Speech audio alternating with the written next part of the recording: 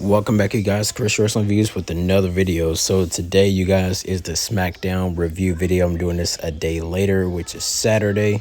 So you guys, yes, the Wyatt Six finally made their return to Smackdown, of course.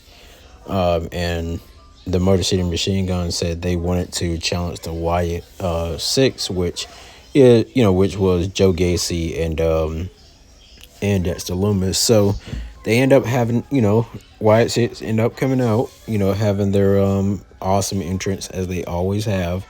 And of course you can tell, like, in the background here in another photo where they end up doing the Nightbird looking like thing with all the fireflies, making a Nightbird kind of like thing. And I was pretty impressed with how WWE actually did this, and I was like, that is creative as I don't know what. So, of course, the match did go on. Joe Gacy and Dexter Lumis, they looked pretty good, as they were wrestling. Motor City Machine Gun was getting a little offense in as well. But until the Wyatt Six ends up picking up the victory over them. I love when Joe Gacy does like the kind of like the springboard backwards clothesline kind of like thing, where he throws his body up against the rope, comes back, and just clothesline the mess out of one person or two people. But yeah, Wyatt Six won that match. Of course, Alexa Bliss, she would come down the ramp after she interrupted Charlotte Flair's entrance. As you know, Charlotte Flair normally gets pyro, but of course she didn't get it this time because Alexa Bliss walked out, didn't look back at her. Of course, right here, you guys, we had Alba Fire. No. Yeah, her name is Alba Fire. Cause her name used to be Kaylee Ray.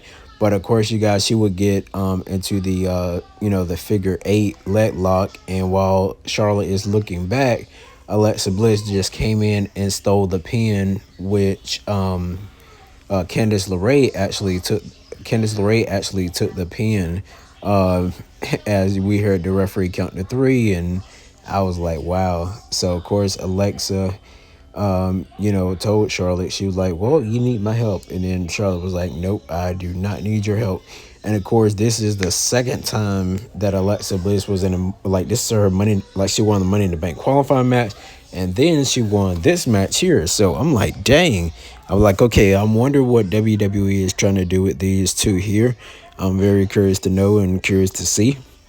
But of course, during the match, Charlotte Flair didn't attack Alexa Bliss. She didn't try to, do really anything. She just looked at her, and then after that, just go about her way. So I'm wondering what's going on there. Of course, the opening part of the show, John Cena opened up the show and pretty much talked about, how he is the greatest of all time. And he was pretty much talking down to the fans in the crowd that can't see him. And then he, of course, started talking, about R-Truth and everything like that.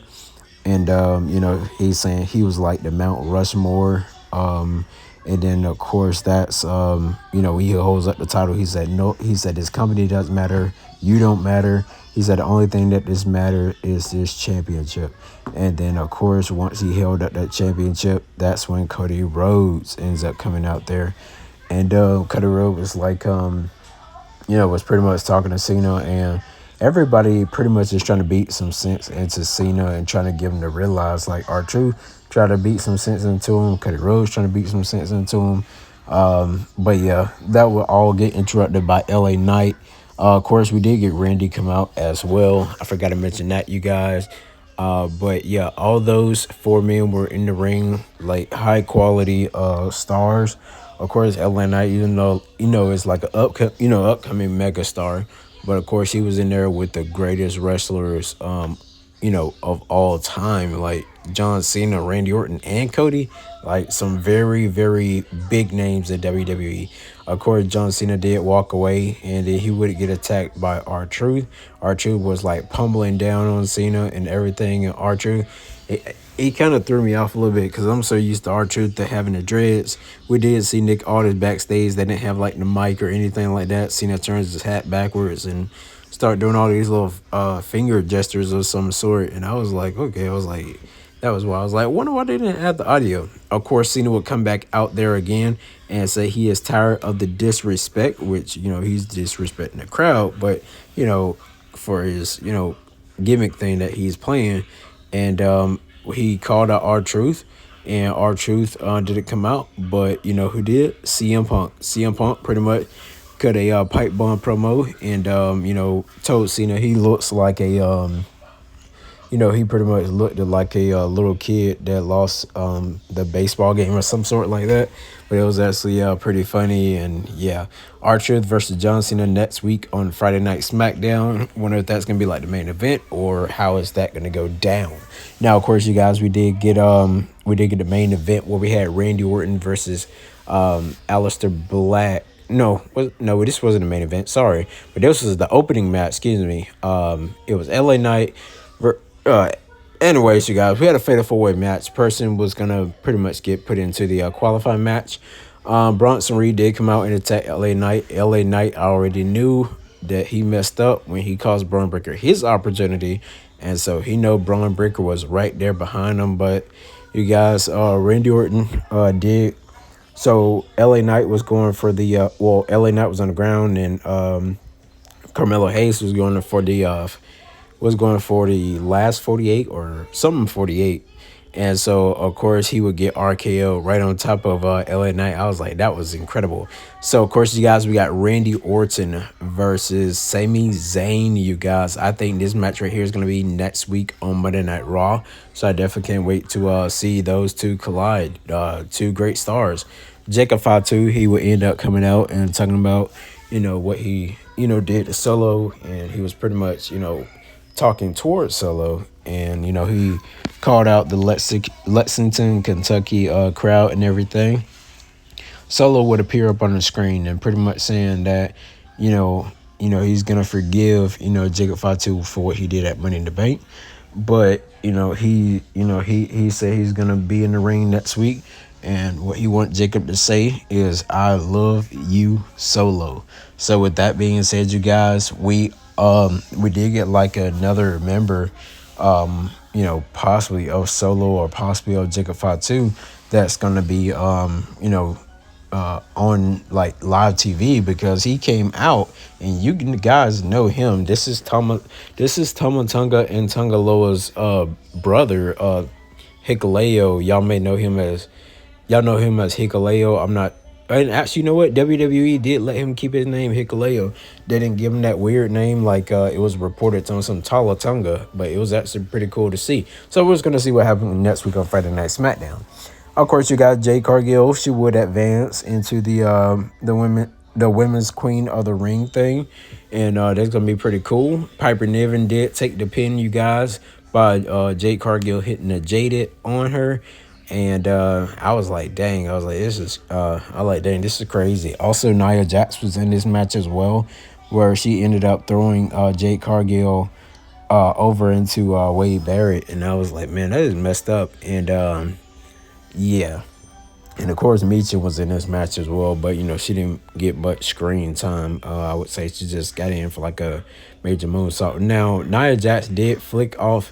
I'm not sure if it was the fans or she flicked off Jade Cargill or Wade Barrett. But of course, you guys, Jade Cargill, like I said, did pick up the victory. Great call on that. Naomi would actually come out and talk about her money in the briefcase win.